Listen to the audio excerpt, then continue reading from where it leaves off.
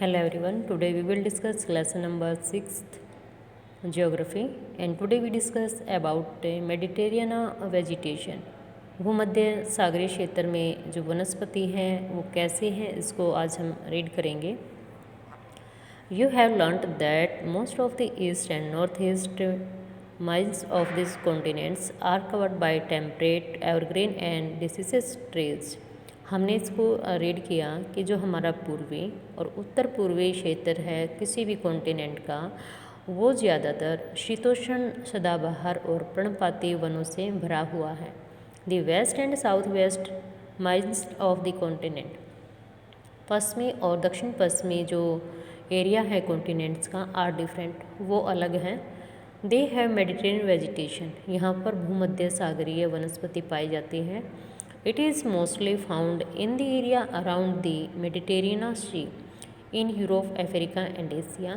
Mediterranean क्या है, एक सी है, इसके पास वाले एरिया में जो यूरोप, अफ्रीका और एशिया को कवर करता है वहाँ पर ये पाया जाता है और उसी के नीम पर मेडिटेरियन वेजिटेशन इसका नाम रखा गया है। This kind of vegetation is also found outside the actual Mediterranean regions in California in the USA, south west Asia, south western.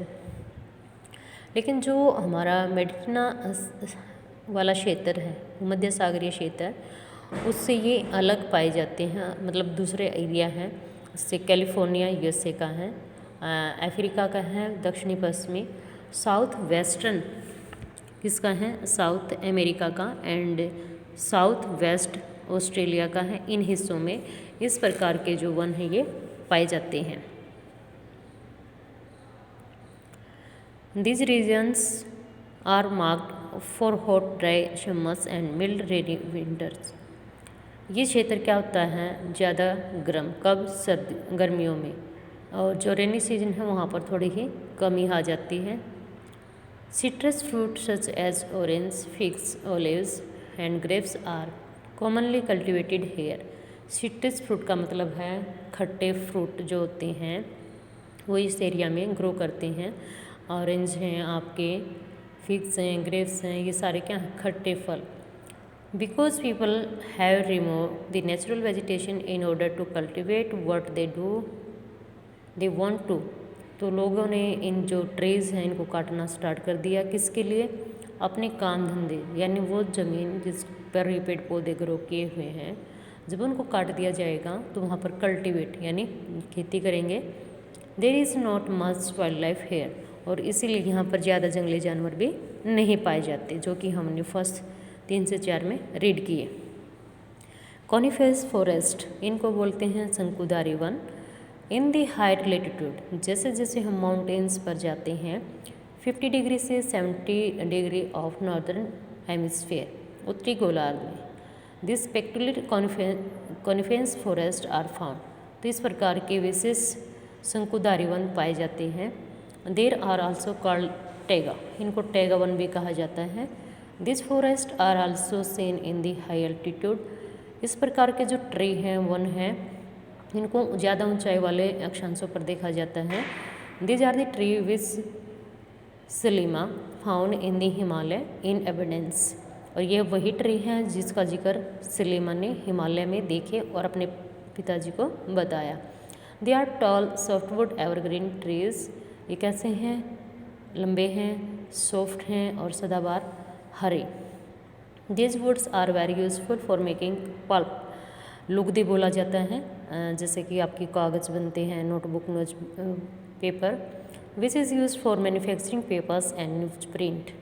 Notebook, book और आपके न्यूज़पेपर इन्हीं से बनते हैं। Matchbox and packing box are also made from softwood, जो लकड़ी की आती है नरम, उसी का प्रयोग बॉक्स और पैकिंग बॉक्स बनाने के लिए किया जाता है। चीर है, पाइन है, deodar, cedar are the important variety of tree in this forest. ये यहाँ के कॉमनली पाए जाने वाले trees. Silver fox, mink, polar bear are the commonly animal found here, ये एनिमल्स यहाँ पर पाए जाते हैं। आप देखोगे कि जो पोलर बियर है, आपने कहीं ना कहीं न्यूज़ में, टीवी में, बुक्स में देखा होगा। ये पोलर बियर कहाँ पाए जाते हैं, नॉर्दर्न हेमिस्फीयर में, अगर बात आ जाए आपके पेंगुइन की, तो वो साउदर्न जो पोल्स वाला एरिया साउदर्न हेमिस्फेयर है उसमें पाई जाती हैं पेंगुइन। नेक्स्ट है ग्रासलैंड। अब हम स्टडी करेंगे डिफरेंट टाइप के जो ग्रास लैंड हैं वो। अब आप अपने खेतों में देखते हो कि अपने यहाँ पर जो ग्रास है वो एक विशेष प्रकार की है, फिर आप अपने पार्क में कभी लगाओगे वो एक विशेष प्रकार की ग्रास होगी। ऐसे ही जो फॉरेस्ट वाला एरिया है उसमें भी डिफरेंट टाइप की ग्रास जो है वो पाई जाती है। ट्रॉपिकल ग्रासलैंड उष्ण कटिबंधीय यानी इक्वेटर के आसपास वाले एरिया में कैसी ग्रास जो पाई जाती हैं, this grow on either side of the equator, यानी जो इक्वेटर है उसके दोनों साइड में ये ग्रो करती हैं। एक्सटेंड टिल द ट्रॉपिक, जो कि Tropic of Cancer and Capricorn तक फैली हुई हैं। This vegetation grow in the areas of moderate to low amount of rainfall, जहाँ पर वर्षा कम होती है उस एरिया में इस प्रकार की वनस्पति पाई जाती हैं। They can grow very tall, लंबी अबाउट 3 से 4 metre in height. Savanna grassland of America, underline करें, are of this type, elephant, zebra, giraffe, deer, leopard commonly tropical grassland. ये वो एनिमल्स जो इस पर्टिकुलर ग्रासलैंड एरिया में पाए जाते हैं। Temperate grassland, these are found in the mid-latitude zone and in the interior part of the continents. Usually grass here is short and nutritious. Wild buffalo, bisons, antelopes are commonly in the temperate regions. यानी जो शीतोष्ण grassland हैं, ठंड वाले area, उनमें ये grass जो पाई जाती है, इसमें कौन कौन से एनिमल्स जो है फिर वो पाए जाते हैं, इनका नेम यहाँ पर दिया गया है। थ्रोनी बुशेस क्या होते हैं, जो आपकी कांटेदार झाड़ियाँ जिनको कहा जाता है।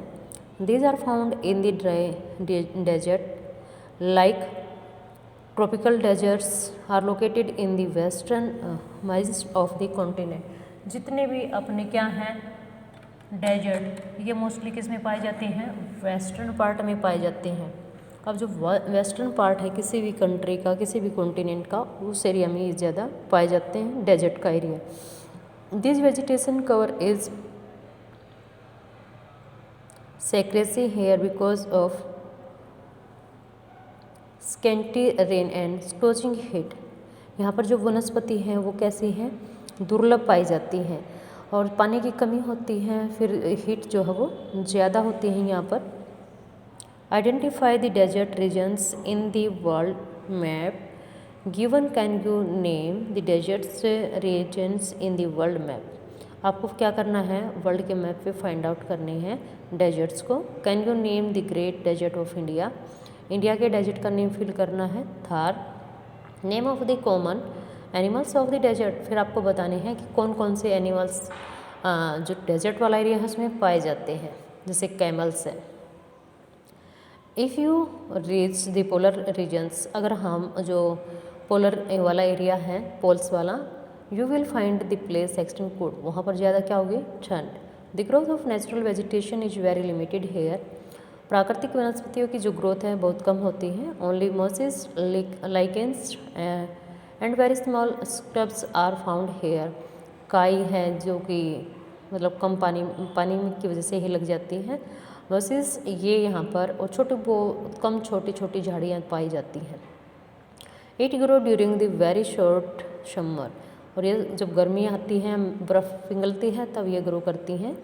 This is called tundra type of vegetation, इसको टुंड्रा वनस्पति के नाम से जाना जाता है। This vegetation is found in the polar area of Europe, और यूरोप के कुछ पोलर एरिया जो है उसमें पाई जाती हैं। एशिया, नॉर्थ अमेरिका में भी कुछ पाए जाते हैं। The animals have thick fur and thick skin to protect themselves from the cold climate conditions. Seal, walrus, musk oxen, Arctic owl, polar bear and snow fox are some of the animals are found here. अब देखोगे जैसे जम्मू कश्मीर है, तो जम्मू कश्मीर में जो आपके animals पाए जाते हैं उनकी बॉडी पे क्या होती है, फर होती हैं, वो उनको सर्दी से क्या करती है, बचा लेती हैं। Salima father's her some photograph of thick forest, तो सलीमा के पिताजी ने उसको घने जंगलों के कुछ पिक दिखाएं। In some of the photographs Salima observe that people were cutting trees, जिनमें देख के उसको क्या दिखाई दिया कि लोग जो है जंगलों को काट रहे हैं। क्लियरिंग द फॉरेस्ट, बिल्कुल साफ सफाई कर रहे हैं। Her father explain that the local people wanted there land for agriculture, उसके पिताजी ने बताया कि जो आम आदमी हैं वहाँ के रहने वाले, वो इसको साफ इसलिए कर रहे हैं ताकि उस पर खेती की जा सके। एंड द सेटलमेंट सो दी, और बस्ती बनाई जाए। So the cleared of the forest Salima started hunting forest. तो ये सुन के जो सलीमा है वो सोचना स्टार्ट कर देती है, हैरान होती है। Then where will be wild life go, फिर वो कहते हैं कि वाइल्ड लाइफ कहाँ जाएंगे अगर सभी जो फॉरेस्ट है इनको काट दिया जाएगा, क्योंकि जो हमारे वाइल्ड लाइफ हैं जंगलों में ही रहते हैं।